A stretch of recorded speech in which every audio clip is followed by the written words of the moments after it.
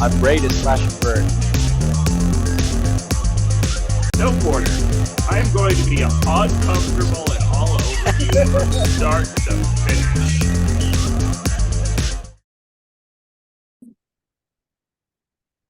Hello, everyone, and welcome to another episode of Outside of the Box. And I am thrilled today to have Chris Rose on the show as a fellow person who was born and raised in Northeast Ohio. We're good people. I had to have you on the show. Well, that's very sweet. I'm sure, are a wonderful person. I'm average, and that's okay. That's why they booted me from the great state of Ohio and sent me elsewhere, exiled me many, many years ago, and said, don't come back. You can get almost like a visa to visit every now and then, but that's it. You cannot live here. You cannot establish residence, but go along your merry way. Well, that is funny. But I really, there's a lot of stuff that I want to get into because, I obviously know some of your background, working in major sports and things like that, but I'm really curious, prior to you coming on board with the Fox, NFL games and things like that, I think that's the earliest back that I remember. What kind of did you do that brought you to that? Because I mean, that's a pretty high level for a journalist. So kind of what brought you to that point? So I've always been a sports dork, and sports was a big part of my family's DNA. It just always was. And I knew I wanted to do something in the sporting globe. I just wasn't sure what it was. And I was fortunate enough to have several internships in radio and television throughout college. And finally, in between my junior and senior year of college, I had a 9-week internship at CNN in Atlanta, where I worked for their sports department. And that was where it clicked. And I was like, man, I want to not only work in television, I want to be on TV at some point one day. And it didn't happen right out of the gate. I did get a job right out of college. I went to Miami University in Oxford, Ohio. We're not the one with the really good football team in the 80s and 90s. That's the U. That's the one down in Coral Gables, Florida. Everybody's always disappointed when they hear I went to the other Miami. And, we sell T-shirts in the bookstore in Oxford that says that Miami was a university before Florida was a state. So just remember, people, when you're having this conversation around the water cooler, I haven't really met one person who has a conversation around a water cooler, by the way. But if and when you do, you remember that Miami University was established in 1809. Damn, that's an old school. So anyway, Christine, I got a job a week afterward. I was running studio camera at the ABC affiliate in Cincinnati. A few months later, I became a sports producer at the Fox affiliate, which was just starting up in 1993 in Cincinnati, WXIX. For those of you that love the show Entertainment Tonight, Kevin Frazier, who's one of the main hosts, I was his sports producer. He's my mentor in this business, one of my dear friends. And he was like, listen, dude, just keep making resume tapes and sending them out. And that's what I did. I got rejected, I think, from 19 different jobs, like High Point, North Carolina, Bumbleshit, Florida, wherever, like all these tiny little towns. I made that one up, by the way, that just didn't want me. And finally, I got a job in Reno, Nevada, market size 116. And I flew out not knowing a soul. Ended up being an amazing place, not only for my work development, but more importantly, I ended up meeting my wife out there. And from there, at age 25, I was fortunate to work my way back to CNN, where I worked for 3 years, had a great time, a tremendous growing experience for me. Went out to Fox right before the turn of the century, like literally November of 99. We've been out in Los Angeles ever since, and you can read the rest on Wikipedia if you want. That is true. And that is a great story. I'm sure people realize that you don't just all of a sudden become an NFL sportscaster overnight. There is a process, and it takes a lot of, trying and persistence to get there. Now, I'm really curious, as I'm sure a lot of fans may be, with kind of coming into BattleBots in 2015. How did that come about? Because, I think that there are some similarities that go across the board in any type of commentating, but BattleBots is very different than other sports. So how did that come about? And, what was your like reaction to, getting this job? So I have to be honest with you. I am I'm not a techie. That's not my background, right? I'm just like I have two sons who are 22 and 17, and like if I freeze sometimes in front of a computer, and like they're like, "Okay, Dad, we got you. We're good." So I didn't know about BattleBots until my agent talked to me in 2015. They said, "Well, there's this show, and it used to be on Comedy Central. Take a look at some of the clips on YouTube. They want you to audition to be the play-by-play person." And I said, "Okay, great. I'm always up for finding out about projects, even if they're outside of the box, Christine." So I remember sitting down and looking at clips on YouTube, and our oldest son, who was probably just finishing up his freshman year of high school, maybe eighth grade, he comes down and he goes, "What are you doing?" I said, "Well, I'm going to be auditioning for this show called BattleBots." I said, "Why don't you look at some clips with me?" So we watched, and 90 seconds in, he turns and he goes, "You are not doing that show." I was like, "Well, what do you mean? It looks kind of fun. Like, it's big pieces of metal running into each other." He goes, "Dad, if you do that show, I'm going to get laughed out of school." I said, "No, it doesn't. First of all, I don't even have the job, so I might not get it." Anyway, long story short, I end up getting the gig, doing the show. The first season was 6 episodes on ABC, and it airs as a summer replacement. Not only did Josh, our oldest son, love it, all of his boys loved it. He was like the most popular kid in school. I remember walking into his room one day and saying, "Congratulations, you're finally not a loser. You're welcome." So, that was kind of the start of it. But I remember walking into the pits for the first time with Kenny. And Kenny's much smarter than I am. You will realize that if you have him on this show, you're going to be like, "Oh my God, they have paired dumb and the smart guy together." And that's maybe why it works. So Kenny and I walk into the pits. And if you have no familiarity with this, you don't know what you're walking into. We looked at each other. We're like, "Holy shit, what is going on here?" And it was just this remarkable world. And I'm telling you the truth, Christine. I have had the good fortune of covering 16 Super Bowls, 17 World Series, a handful of other really, really fun, big events. The 2 weeks that we do BattleBots every year is the best 2 weeks I have with my work every year. I'm not lying to you, because it is such a different atmosphere that I appreciate. I love the people that are there. I love what our producers have turned it into. And I love that it has opened doors for people who may not have found a place to fit in when they were younger in the competitive space. And what I mean by that is BattleBots allows you to show how smart and how curious and how innovative you are. But now BattleBots has turned it so that there's a competitive twist to it. Like there is an end game to get your hands on the giant nut, to want to make your way into the round of 32, to want to, love and respect everybody else that's a bot builder in there, but to beat their brains out because you want to do it. And you want to show everybody in the TV world or wherever you stream it that you can win. And I love it that this show has provided that space for people. I think it's tremendous. Absolutely. Now, speaking of Kenny, I know often on the show you refer to him as the best robot combat analyst on the planet. I'm curious to hear just like in your own words why you feel that he is so good at it. I mean, I definitely don't disagree with you, but I'm just curious to hear like specifically why you feel he's so good at it. Well, you want to know the truth? It's because it's on the teleprompter, and so I have to read it.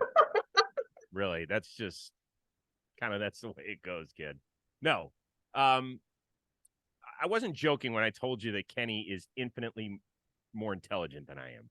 I'm not like, he just is. He is a smart dude who took the craziest path to get to where he is. He was just a guy who had a desk job, And one day had a harrowing experience, was like, what am I doing with my life? And so he wanted to follow his passion, which became combat fighting, got into that. My job is so much easier than his. I'm telling you the truth here. Kenny has to explain. He has to be the conduit between the bot builders and the audience. And our audience can be a wide variety of people. It can be massive, technologically advanced people who are either in the industry, who are engineering to the nth degree, or it could be families that are lawyers, doctors, garbage people. I don't care what they are. And they're sitting there with their kids and they don't have a background in this, but it really looks cool. So he has to talk to a very wide range of people and explain what's going on without making the intelligent people, to dumb it down for them and make people who are, newcomers to the sport so that he's not talking over their heads. You know what I do for 3 minutes? Oh my God! What happened? What is that? Oh, that's what I do for 3 minutes.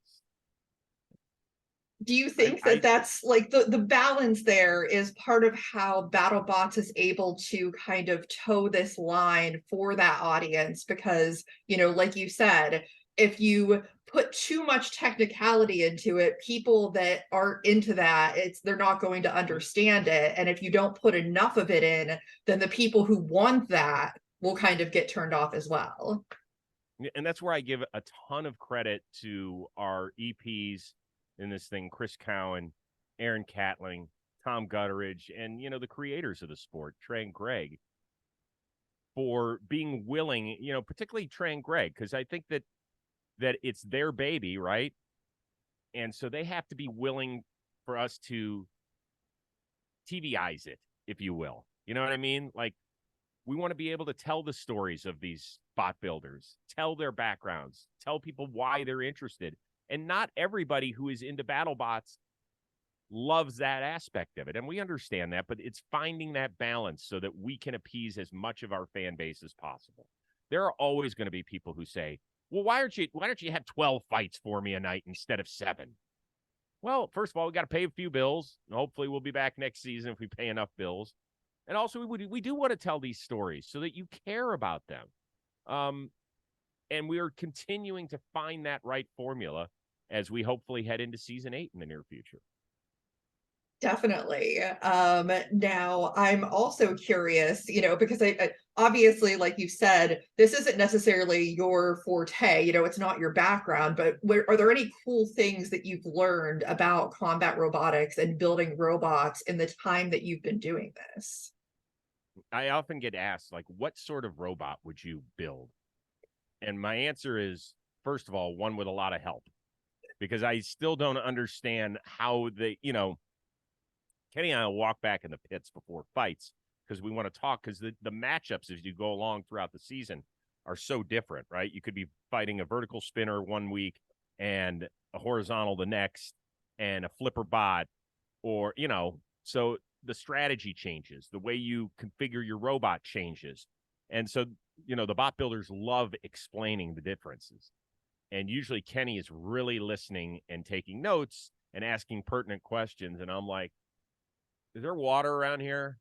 Like, can I just, I like just listen to the story, see if how they're feeling about it, the emotional aspect of it. But all jokes aside, like, I've learned last year. I always love addressing the bot builders when we all get together for another season, just thanking them for their hard work, for their dedication, for their passion, because they're the stars. We're just here to tell their stories. And my first line to them last year was, I finally know the difference between a vertical and a horizontal spinner. And the place erupted because they were like, dumb guys figured it out. We like, if we could do that, we could solve a lot of the world's problems. So I love watching the different style bots. I would like to build a flipper bot. Those seem like a ton of fun as long as we can get the flipper to work. There's something amazing about watching a 250-pound piece of metal go 17 feet in the air. It just is. And you'll hear me when Hydra is doing its thing, or Lucky, or any of the other bots that might flip something in the air, I always stress people, those are 250-pound robots that are getting thrown into the air. As strong as football players are, they're not throwing each other 17 feet in the air. It's remarkable what goes on here, and I love it. I love it. Absolutely. It's funny because I could very much relate on that. I'm not a technical person. Like, I went to school for communication and journalism, and I know how to talk to people, but I don't know how to build a robot. They finally convinced me to do it, so that's going to be a fun project for me. Maybe they'll eventually convince you. No. But Where'd you go to school, Christine? Just a little one. Just a little one. Yeah, 3-pounder. Where'd you go? Where'd you go to school? IU, Indiana University. Oh, okay. Our youngest son's about to apply there. Yeah. Go. Yeah. Go They've got a good program. So yeah, I'm also curious because like for me, and I don't know how, you felt about it for doing it all these past seasons, but I felt that like World Championship 7 was just exceptional in so many ways, like not just throughout the course of the season, but the finals itself, for me was the best final that I've ever seen. I was curious to get your opinions reflecting on the season and, what you thought about it. Well, the season was phenomenal. I mean, you'll hear a lot of shows that are like, it's the best season yet. Like, we said that this year with a straight face because it's true. Like, we're not lying to you. Go watch. It was the best season we've had. There was just so many remarkable performances and just so fun to watch. And we were like, when we got to the final 8 and you still had the top 4 seeds in it, we were like, that's special. That's special because it's so easy for teams to get upset, even in the first round. I mean, really, it's an upset, but it's not. It's just not. If one little wire goes astray, your dream run toward the giant nut is history. And then we get to this final between Sawblaze and Huge. And really, at the end, you sat there, and more times than not, we've been able to tell who could win if it was going to a judge's decision. And sometimes these bots are so beat up by the time they get to the final round that one team has such a huge advantage.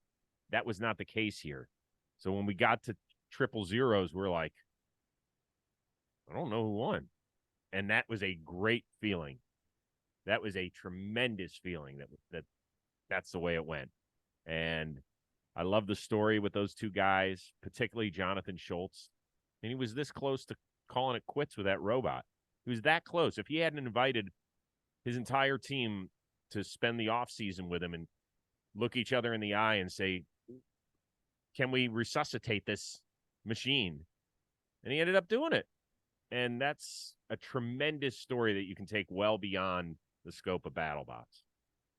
Oh, I agree 100%. And I mean, that's one big thing that I love about BattleBots. I mean, I watched it back when, in the Comedy Central days when it first started, and I don't feel like the storytelling was as strong back then. I felt like it was more about just the robot carnage. And I think that's one thing that this reboot of the show has really brought into it is just these wonderful stories. And you learn things about these people and you care about what they're doing and you want to see them do well. And I think that you and Kenny do a good job helping to try and convey that to the audience. Well, a few things I would say. First of all, when something's on Comedy Central, I mean, it's built into the brand of their show. It's Comedy Central. I think the comedy of BattleBots is built into what you're going to see. I mean, if you really boil it down to its premise, it's two robots inside of a bulletproof glass cube. Like, that's pretty funny, really, for the most part. So you just kind of let that tell its story. You don't have to throw in a ton of one-liners. You might get a good one, a good zinger here occasionally, or when you're interacting with the bot builders, that's kind of where I like to have the most fun. But if you notice, I'm so proud of the huge contingent of the bot builders because they've been willing to kind of open themselves up. And at the beginning, when we first met them in 2015, they didn't really want to talk to us because I don't think they trusted the process. I think they were a little scared that we were going to sit and make fun of them like they did back in Comedy Central. And we said, listen, we had to earn that trust. We said, that's not what we're about here. You know, we're here to show that you guys are talented, that you men and women are passionate, that you're willing to put your time, your effort, your money on the line in order to follow your dreams. That's really admirable.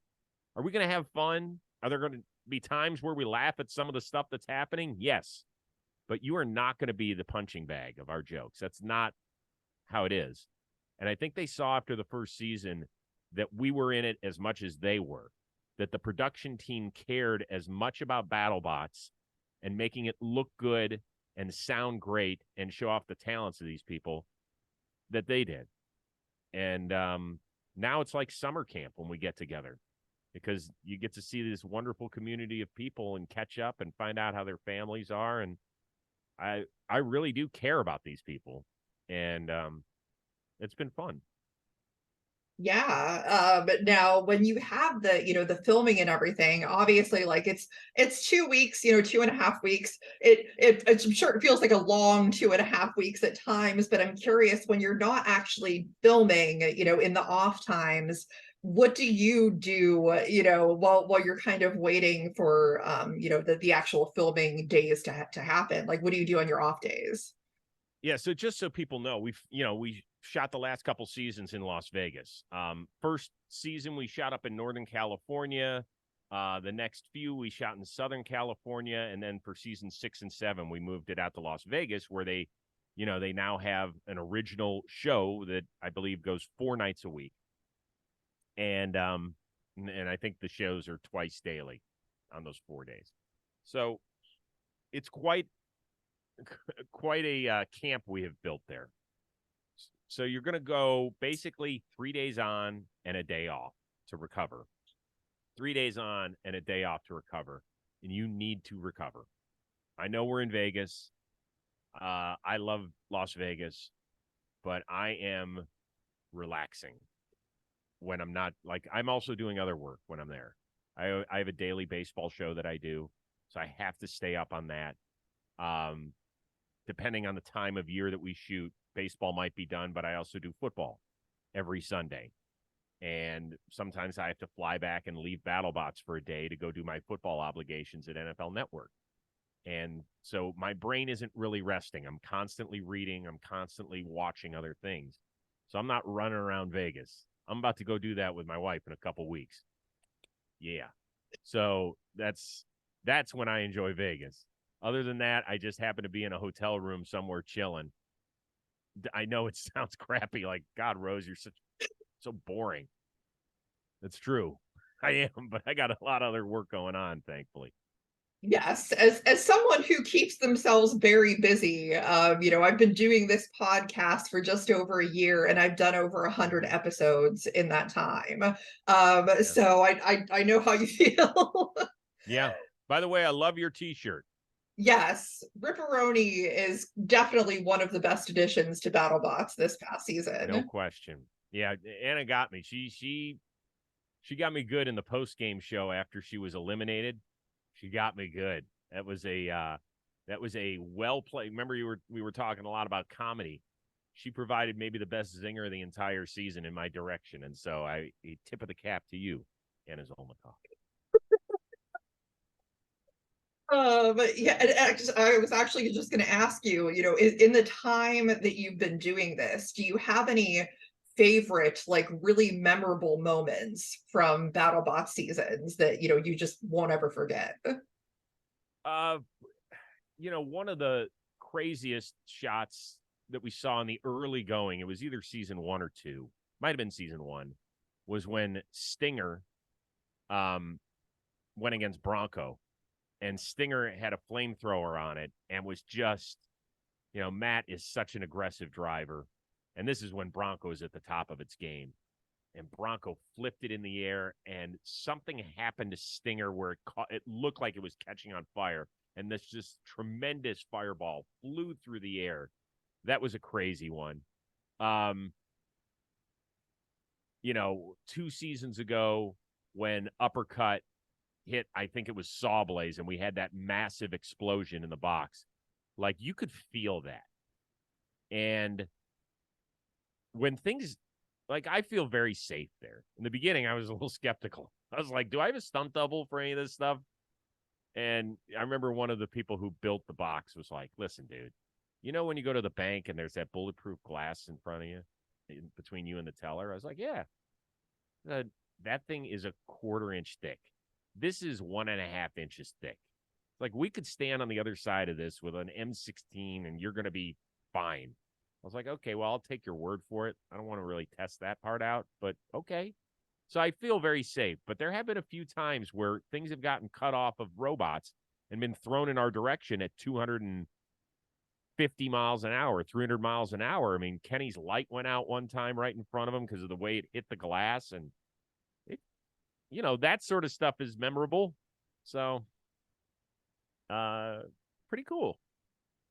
Yes. Cool, a little scary, but definitely cool. A little scary. Yeah. But I'm okay with that. And another thing that I'm just curious about, because I see those folks that do the play-by-play like you do. That is not my skill set. Because for me, when I'm watching something, I get so into it that I would forget to keep speaking.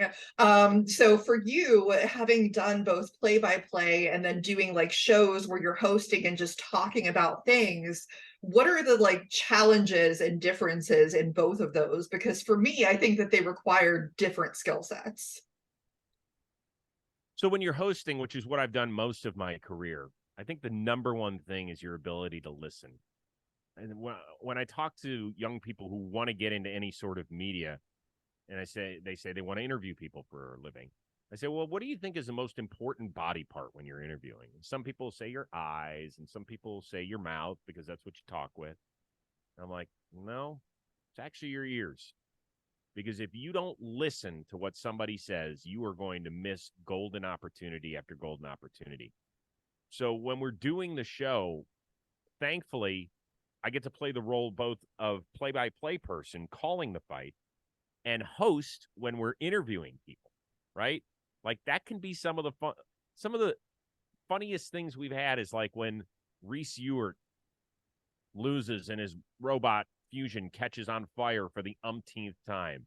And he is great comedy because he's got the same expression whether he's kicking somebody's ass or he's looking like a barbecue on wheels. So if you just pay attention and you look at their facial expressions and you listen to what they're saying and how they're saying it, you can help create storylines to that as well. With the play-by-play, the challenge for me is that we are calling 100. I think we had 175 fights last year. How do you make it sound a little different here and there? How do you not? Every broadcaster has crutch words that they go back to.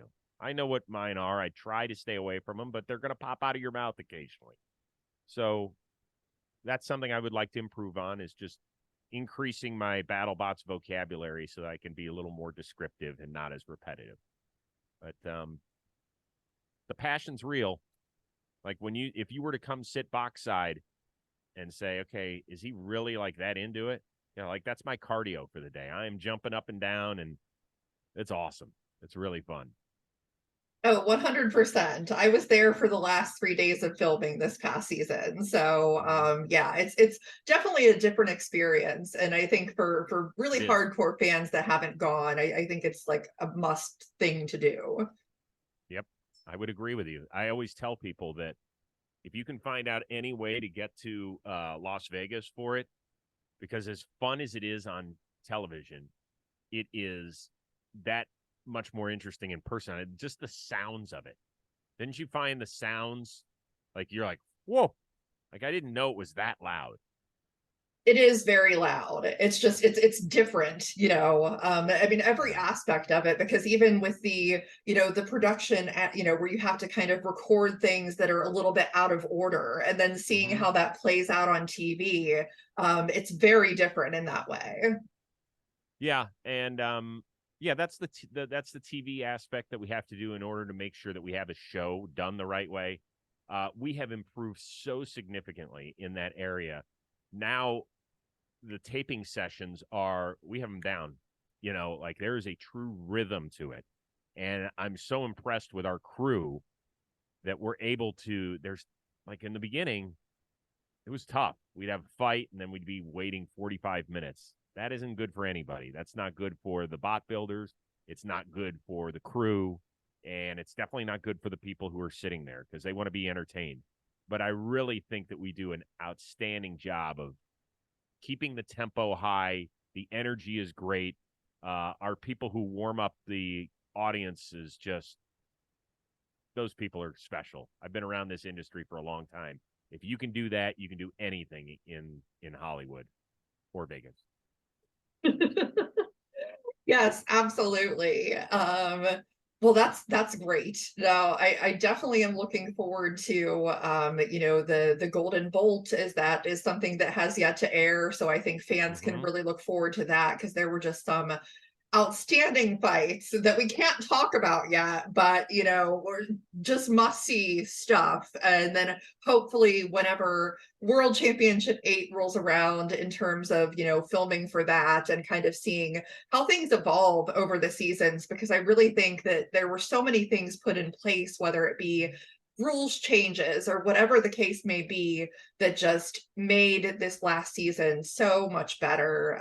And so I think we're kind of on an upswing here. Yeah, I would agree. I mean, we're coming off our most competitive season that we've had. People really, really love it, and you know we'll continue to tinker with it. That's the beauty of this, is that if you look at it from season 1 to season 7, how much it has changed without losing the basic premise and the core values of what BattleBots is all about. You know, I think we've come a long way. It's something we're really, really proud of. And I can tell you this, you know, I was just at Dodger Stadium yesterday doing some work for our company, John Boy Media. It's a content company, and my particular area is baseball. I can't tell you how many players and managers and coaches ask me about BattleBots. I mean, it's no joke. The first 2 guys I saw in the stadium yesterday, 30-year-old catcher whom I've known for a long time, and a 42-year-old pitcher who's been in the big leagues for almost 20 years. He's like, "So, Chris, where do you shoot BattleBots?" I was like, "Las Vegas." He goes, "My 12-year-old son he and I just sit down and watch all the time." I was like, "Rich, come on out whenever you want, man." And I have had several athletes come out and take me up on that offer. And I think it's awesome that they love it. Yes, 100%. You know, and actually, speaking of that, one last thing that I really want to touch on is that, you know, I think the meshing between different types of robot leagues, with incorporating some of the highlights and the NHRL folks, as so many of them that compete in NHRL also compete in BattleBots, and kind of bringing some light to that. And then also NHRL being recently featured on the Today Show to show some of those like small 3-pound bots and what they're doing. Right. Brings so much more attention to the sport. And I think that it's amazing, because there's a whole world of this. You know, there's BattleBots and there's lots of other leagues out there. And I think all of that kind of coming together and showing this is accessible to people at different levels is really great. Well, whenever you have a bot builder on here, you probably ask, "Okay, how'd you get started?" Well, there's not one person who says, "Yeah, my first robot I built was a 250-pound heavyweight." Like, no, they all say the same thing, which is, go get your butt to the 1.5-pounders or the 3-pounders. Start with that. You'll get an idea of what it takes just to build something small, and what how the process works of having competition and all of that. And yes, it is important that's really the grassroots of what we do. You know, when there's so many robotics programs in high schools and even in middle schools now, those competitions, they're not ripping each other's heads off. That's not what they're doing. They are building robots that can pick things up and bring them across the arena and drop them in a basket. And that is all important stuff, because that's the foundation of what will allow you to eventually become an ace bot builder. Yes, 100%. Because even though this isn't, I mean, it was in some ways there was some similarities to that show, but I was recently watching the show of like the backstory of American Gladiators, and one thing that they really highlighted was having competitors that like made you feel like, hey, I could do this, and make it an experiential kind of thing. And I think that really drives engagement with people watching BattleBots, is making it experiential and people saying, hey, if I wanted to go out and build like a 3-pound kit robot, I could do that too. And, you know, kind of get them involved that way. And I think that's something that is just so amazing. Well, by the way, I'm in the midst of watching the Gladiators. No spoilers. So no spoilers here. But you're way too young to have watched American Gladiators. You may think that, but that is not correct. Really? You go, Christine. Okay. That's good. Yeah, that American Gladiators started my senior year in high school. I remember that. And yeah, that was fun stuff. I like that. But you're right. You're right, is that it has to be relatable. And that's why we always talk about the kind of outside of the engineering space stories that come along with this, right? We've had some attorneys who have built it. We had families who love BattleBots and wanted to watch it, and they were like, oh, this is cool. You know what I'm going to do? We're all going to build a bot together as a family. And some were successful and some haven't been. But just the fact they want to try it means that we're doing our job and the bot builders are doing their jobs. Yes, absolutely. Well, I certainly look forward to more BattleBots to come, hopefully soon. I know I've seen a lot of fans that are just missing it a lot. So, you know, hopefully we'll see the Golden Bolt stuff here in the near future. And, you know, hopefully we'll see more of you, Chris Rose, doing commentary for BattleBots, and, you know, all of the other amazing stuff that you do. Well, I appreciate it, Christine. And I love our community. I really do. I don't spend enough time on Reddit with our people. I would like to, I know it's not always a perfect forum, and I know that there's sometimes an air of negativity, but I would like an opportunity. I think it's important to be able to break down those walls. You know, with John Boy Media, which is a streaming company that I'm a part of, the biggest thing that I can say about us is that we've built a community, and there is no community quite like BattleBots. It's just unreal, and I love being a small part of it. And if you had told me 10 years ago you'd be calling robot fighting, I'd be like, what the hell are you talking? I don't even know what you're talking about. Like, that doesn't even make sense to me. But now I can't really imagine my career without BattleBots. It has been that vital, between just enjoying the competition, but more importantly, the friends I've made. You know, I love chopping it up with Farouk and Kenny, and we'll just shoot texts occasionally to each other and our EPs and then our bot builders. I love them. It's been an awesome, amazing experience, and one that I cherish an awful lot. That is amazing. Well, you know, for everyone that is watching, as you know how passionate I am about this community and growing it, please give some love to the show. Make sure that you like, subscribe, share the content. Let me know what you think. Let me know who else you want me to have on the show. And I will, of course, as always, do my best to get them on. But keep watching, keep supporting Combat Robotics. Thank you to Chris Rose, and we'll see everyone next time on the show. Bye, Christine. Bye, everybody.